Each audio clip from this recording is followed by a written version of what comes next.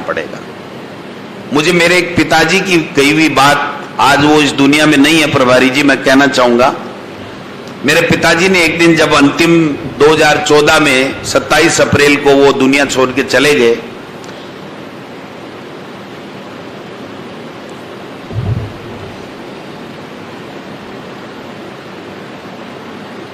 दो दिन पहले हम बैठे थे, हमें पता था कि अब क्या होने वाला है।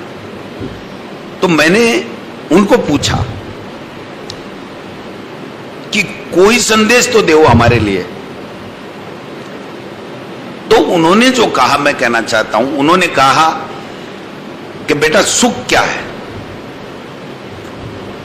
मां बाप के लिए सुख क्या है। मैंने कहा आप बताओ।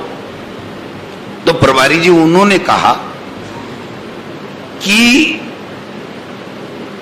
मां बाप के सामने परिवार में झगड़ा नहीं हो, और सुबह शाम जब मौका मिले तो मां बाप को पूछ ले कि आपकी तबीयत कैसी है। ये दो काम जो कर लेगा वो 101% पास है, वही सेवा।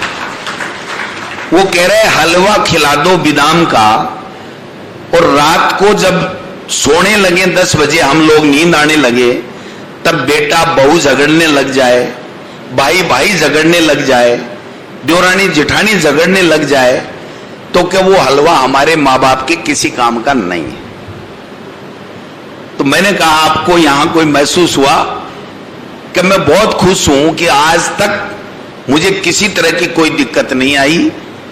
ये बात हो सकता है सबके मां बाप कहते होंगे, लेकिन मुझे मेरे पिताजी ने जाने के 2 दिन पहले कही थी।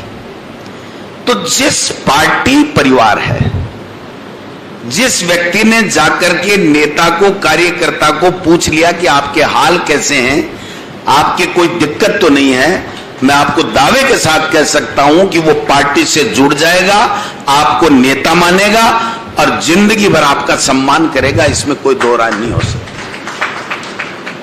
इसलिए मैं मेरे जीवन की उस बात से आपको जोड़ना चाहता हूं कि हम लोगों को इतना मिला यार। एक मास्टर का बेटा प्रदेश का अध्यक्ष बन गया, शिक्षा मंत्री बन गया। जब 6 बजे अखबार में आया प्रभारी जी, तो मैं उठ करके मेरे ड्राइंग रूम में आया, सामने अखबार पड़ा था, जो मेरा गनमैन रहता उसने डाल दिया था। एक तरफ अखबार में महीन अक्षर मेरे से पढ़े नहीं जा रहे थे, मुझे क्या मंत्रालय मिला। एक तरफ मैंने चश्मा उठाया, एक तरफ मेरी पत्नी का टेलीफोन बजा। मैंने सोचा कि जिज्ञासा थी कौन सा मंत्रालय मिले मैं देखूं, और उधर पत्नी का फोन था कि कहीं कोई बात तो नहीं होगी, लेकिन चश्मा लगा, अखबार सामने था, पत्नी का फोन था, और उसका यह कहना हुआ कि क्या मन तो मास्टर ने जगा लियो, वही डिपार्टमेंट हो गए, दूसरों को नहीं ले सका आगे। और मेरे आंखों में पानी आ गया कि मेरे पिताजी टीचर थे। मैं अपने आप को गौरवान्वित महसूस करता हूं कि मेरे पिता ने मुझे पढ़ाया और मेरी पार्टी ने इतना बड़ा सम्मान दिया कि एक मास्टर का बेटा राजस्थान का शिक्षा मंत्री है।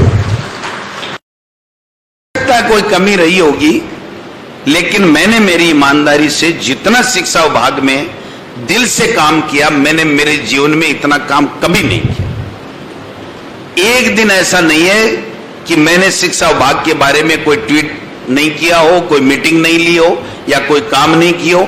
मैं जिस भी स्कूल में जाता, सब लोग खड़े होके प्रधानाचार्य की सीट पे बैठने के लिए कहते। मेरी पत्नी टीचर है, उसकी स्कूल में भी गया तो मैं साइड में बैठा कि गुरु का स्थान अलग है, प्रिंसिपल की सीट पे प्रिंसिपल बैठेगा, मंत्री हो चाहे मुख्यमंत्री हो, बराबर की सीट पे बैठेगा। तो एक कोशिश की कि एक टीचर का बेटा हूं तो मैं शिक्षा विभाग में चलाऊं। मैंने ठीक किया नहीं किया, ये मूल्यांकन जनता के बीच में है। प्रतिपक्ष कोई कुछ भी कहता रहे, कोई फर्क नहीं पड़ता। अगर आपने गड़बड़ की है, तब आपका अंदर से हिल जाएगा कलेजा कि यार मैंने जो गड़बड़ की इसको पता लग गया। जब आपने गड़बड़ की नहीं, तो उनका काम तो भौंकने का है, भौंकेंगे। उनका काम आरोप लगाने का, लगाएंगे। लेकिन आपको डरने की आवश्यकता नहीं है। और गोविंद डोटासरा कभी नहीं डरता, कभी नहीं डरता, कभी नहीं डरता। जिसको कहना होता है, जिस भाषा में कहता है। क्योंकि मुझे इस समय में इतना मिल गया कि पार्टी में जो प्रदेश में सर्वोच्च पद प्रदेश अध्यक्ष का होता है वो मिल गया तो दूसरे पदों के बारे में सोचने की जरूरत नहीं। और मैं इस बात की मुझे बहुत खुशी है कि मेरा प्रभारी भी ऐसा मिला जिसने मैडम का टेलीफोन चला गया था कि आपको नेता प्रतिपक्ष बनाया जाता है, लोगों ने बधाइयां दे दी, लेकिन इन्होंने टेलीफोन करके कहा मुझे संगठन का काम दो, मुझे नहीं चाहिए, दूसरे व्यक्ति को ओबलाइज करो प्रतिपक्ष के लिए।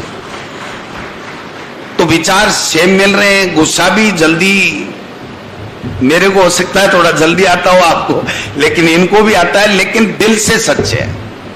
प्रभारी जी दिल से जो बात करते हैं वो दिल से करते हैं। मोदी की तरह मन की बात नहीं करते, काम की बात करते हैं। और अभी कहा कि दिमाग से नहीं दिल से काम करो।